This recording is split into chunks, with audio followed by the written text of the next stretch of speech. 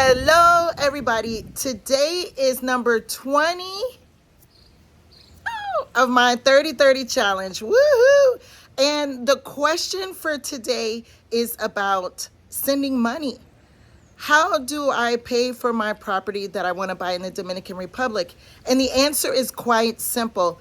International bank-to-bank wire transfer. We do have wiring directions, and we do business here in Punta Cana and basically all over the country now in US dollars because it is the international currency. So take the wiring instructions to the bank and tell them, listen, send X number of dollars to this account.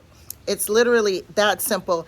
And we also have projects that are accepting cryptocurrency. So if you want to know more about how to buy a property in the DR using cryptocurrency, be sure to let me know. 20.